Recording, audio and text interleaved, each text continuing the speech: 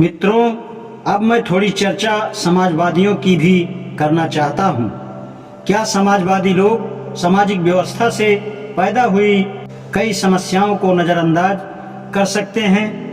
भारत के समाजवादी यूरोप के अपने साथियों का अनुसरण करते हुए भारत की सामाजिक असलियत को ध्यान में रखकर इतिहास की आर्थिक व्याख्या लागू करने की कोशिश कर रहे हैं। उनकी मान्यता है कि व्यक्ति एक आर्थिक प्राणी है, उसके काम और इच्छाएं आर्थिक तत्व से बधी हुई हैं और सत्ता यानी शक्ति का एकमात्र साधन केवल जायदाद ही है। इसलिए वे बार बार कहते हैं कि राजनीतिक और सामाजिक सुधार बहुत बड़ा भ्रम और धोखा है। संपत्ति की बराबरी करने वाला आर्थिक सुधार दूसरे हर प्रकार के सुधारों से पहले होना चाहिए। कोई भी व्यक्ति इस बात से संतुष्ट हो सकता है कि आर्थिक उद्देश्य ही केवल वे उद्देश्य नहीं हो सकते जिनसे व्यक्ति कार्यशील होता है। मानव समाज का कोई भी विद्यार्थी यह नहीं मान सकता कि आर्थिक ताकत ही एकमात्र ताकत है। सच्चाई यह है कि व्यक्ति का सामाजिक स्तर भी अक्सर ताकत का आधार बनता है, क्योंकि सामाजिक दर्जे के आधार पर ही महापुरुषों ने सामान्य लोगों पर ही अपनी सत्ता कायम की है। यदि ऐसा नहीं होता तो भारत में दौलत वाले अमीर लोग भी साधु और फकीरों के अनुयायी नहीं बनते, जिन्हें धन से कोई मतलब नहीं रहता।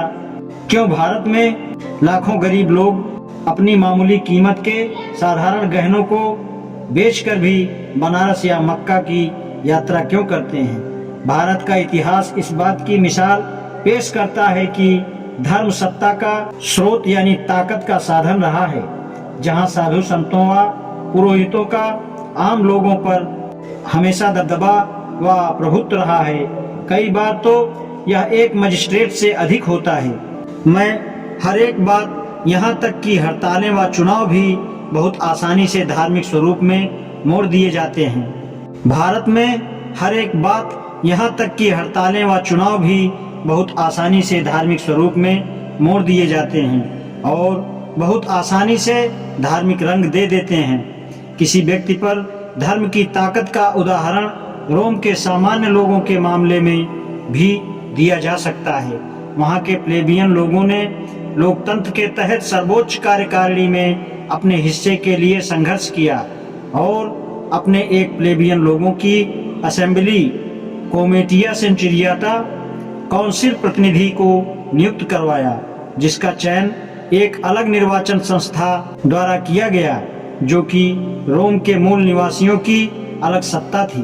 उन्होंने अपना अलग प्रतिनिधि इसलिए चाहा क्योंकि उन्होंने महसूस किया कि प्रशासन चलाने में विशिष्ट लोगों के पेट्रिशियन काउंसिल के प्रतिनिधि उनके साथ भेदभाव बरतते हैं। इससे उन्हें बहुत बड़ा लाभ हुआ, क्योंकि रोम के लोकतांत्रिक संविधान में एक प्रतिनिधि को दूसरे प्रतिनिधि के काम को वीटो करने का अधिकार है।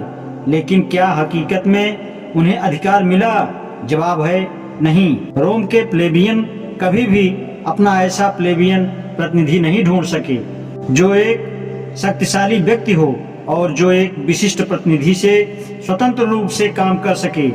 सामान्य तौर पर सामान्य जनता को अपने लिए काफी मजबूत प्रतिनिधि मिलना चाहिए था, क्योंकि उसका चुनाव सामान्य लोगों की अलग से तय निर्वाचन सूची द्वारा होता था।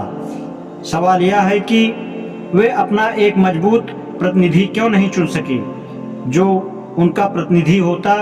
इसका उत्तर इस सच्चाई में है कि धर्म किसी व्यक्ति के दिमाग पर किस तरह शासन करता है। पूरे रोमन समाज में यह स्वीकृत प्रथा थी कि कोई भी सरकारी अधिकारी तब तक अपने ऑफिस का काम शुरू नहीं कर सकता था जब तक कि कोई पुरोहित या धर्मगुरु यह नहीं कह देता था कि वह डेल्फा देवी को स्वीकार है।